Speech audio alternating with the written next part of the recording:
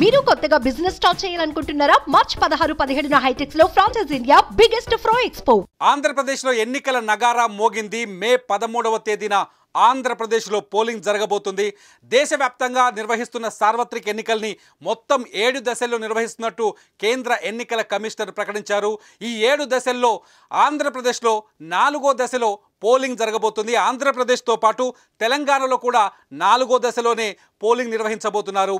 ఆంధ్రప్రదేశ్లో 175 అసెంబ్లీ స్థానాలతో పాటు 25 పార్లమెంట్ స్థానాలకి, తెలంగాణలో 17 పార్లమెంట్ స్థానాలకు కూడా ఎన్నికలు నిర్వహించబోతున్నట్టు కేంద్ర ఎన్నికల కమిషనర్ తెలిపారు.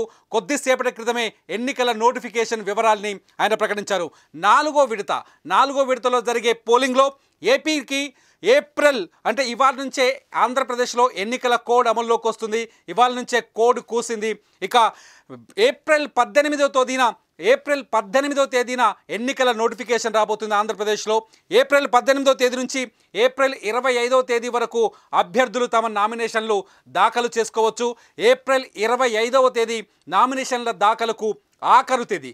ఏప్రిల్ 26వ తేదీన నామినేషన్ల పరిశీలన ప్రక్రియ ఉంటుంది. ఏప్రిల్ 26వ తేదీ తర్వాత ఏప్రిల్ 29వ తేదీ వరకు నామినేషన్ల ఉపసంహరణకు గడివబోతున్నారు. మళ్ళీ రిపీట్ చేస్తున్నాను ఒకసారి. ఇవాళ నుంచి కోడ్ అమల్లోకి వస్తుంది మార్చి 16 నుంచి. అట్లాగే ఏప్రిల్ 18వ తేదీన ఎన్నికల నోటిఫికేషన్ వస్తుంది ఏపీకి. ఏప్రిల్ 25వ తేదీ వరకు నామినేషన్లు దాఖలు చేసుకోవచ్చు అభ్యర్థులు. ఏప్రిల్ 26వ తేదీన నామినేషన్ల పరిశీలన ఉంటుంది. ఏప్రిల్ 29వ తేదీన నామినేషన్ల ఉపసంహరణకు ఆఖరు తేదీ ఉంటుంది. మే 13వ తేదీన అంటే ఏప్రిల్ 29న నామినేషన్ ఉపసంహరణ పూర్తయిన తర్వాత, ఆఖరి తేదీ ముగిసిన తర్వాత మే 13వ తేదీన ఆంధ్రప్రదేశ్లో 175 అసెంబ్లీ నియోజకవర్గాలకి 25 పార్లమెంటు నియోజకవర్గాలకి ఒకేసారి ఎన్నిక జరగనుంది. ఇదే షెడ్యూలు. ఇకపోతే ఎన్నికల కౌంటింగ్ జూన్ 4వ తేదీన జరగబోతుంది.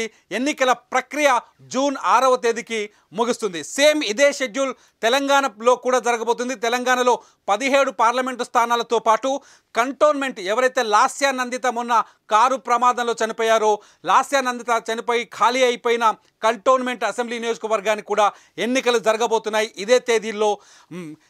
ఏప్రిల్ 18వ తేదీన తెలంగాణలో కూడా ఎన్నికల నోటిఫికేషన్ వస్తుంది. ఏప్రిల్ 25వ తేదీ నామినేషన్లో దాఖలకు ఆఖరు తేదీ. ఏప్రిల్ 26వ తేదీ నామినేషన్ల పరిశీలన. ఏప్రిల్ 29వ తేదీ నామినేషన్ల ఉపసంహరణకు ఆఖరి తేదీ. మే 13 పోలింగ్ జరగబోతుంది. 2 తెలుగు రాష్ట్రాల్లో ఒకేసారి ఈసారి పోలింగ్ నిర్వహించబోతున్నారు. అటు తెలంగాణలో, ఆంధ్రాలో. తెలంగాణలో కేవలం పార్లమెంట్ ఎన్నికలతో పాటు కంటోన్మెంట్ అసెంబ్లీ ఉప ఎన్నిక జరగబోతుంది. ఆంధ్రప్రదేశ్లో 25 పార్లమెంట్ నియోజకవర్గాలతో పాటు 175 అసెంబ్లీ నియోజకవర్గాలకు ఎన్నిక జరగబోతుంది. జూన్ 4వ తేదీన ఎవరు ఆంధ్రప్రదేశ్ సింహాసనం పైన కూర్చోబోయేది తేలిపనుంది. జూన్ 4వ తేదీన పోలింగ్ కౌంటింగ్ ప్రక్రియ ముగుస్తుంది. జూన్ 4న కౌంటింగ్ జరుగుతుంది. జూన్ 4వ తేదీన ఆంధ్రప్రదేశ్ని ఏలబోతుంది ఎవరు వచ్చే 5 సంవత్సరాలు జూన్ 4వ తేదీన తేలబోతుంది. ఇప్పటికే ఏపీలో 2 కూటములు ఎన్నికల బరిలో ఉన్నాయి. ఒక కూటమి వర్సెస్ వైసీపీ అన్నట్టుగా ఎన్నికల ప్రక్రియ కొనసాగుతుంది. ఎన్నికల బరిలో ఉన్నాయి.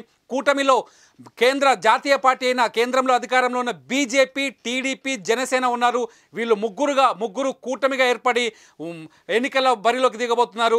ఇటు చూస్తే వైసీపీ నుంచి ఇవాళే వైఎస్ జగన్మోహన్ రెడ్డి, ఆ పార్టీ అధినేత వైఎస్ జగన్మోహన్ రెడ్డి 175 అసెంబ్లీ స్థానాలకు, 25 పార్లమెంటు స్థానాలకు అభ్యర్థులను కూడా ఖరారు చేశారు. మొత్తం 200 మంది అభ్యర్థులను ఖరారు చేశారు. ఇప్పటికే టీడీపీ కొంతమంది అభ్యర్థుల్ని ప్రకటించింది. టీడీపీ జనసేన కూటమి ఇప్పటికే మొదటి విడత అభ్యర్థుల్ని ప్రకటించింది. ఏపీలో 24 అసెంబ్లీ స్థానాలకు జనసేన పోటీ చేయబోతుంది. పార్లమెంట్ స్థానాలపైన ఇంకా తేలాల్సి ఉంది. పార్లమెంట్ స్థానాలపైన బీజేపీతో పొత్తు తర్వాత కొంత సవరణలు కూడా వచ్చే అవకాశం ఉన్నట్టుగా తెలుస్తోంది. మలి విడత అభ్యర్థుల జాబితాను ప్రకటించాల్సి ఉంది. ఇవాళ రేపో అభ్యర్థుల జాబితాను కూటమి ప్రకటించే వీలు కనిపిస్తుంది. మొత్తానికి ఏపీ భవితవ్యం తేల్చబోయే రోజు మే 13వ తేదీ. మొత్తానికి ఆంధ్రప్రదేశ్లో ఎన్నికల హడావిడి జోరు హీట్ మొదలైందని చెప్పొచ్చు. సుమన్ టీవీలో మీ పర్సనల్ అండ్ బిజినెస్ ప్రమోషన్స్ కోసం కింది నెంబర్కి కాంటాక్ట్ చేయండి.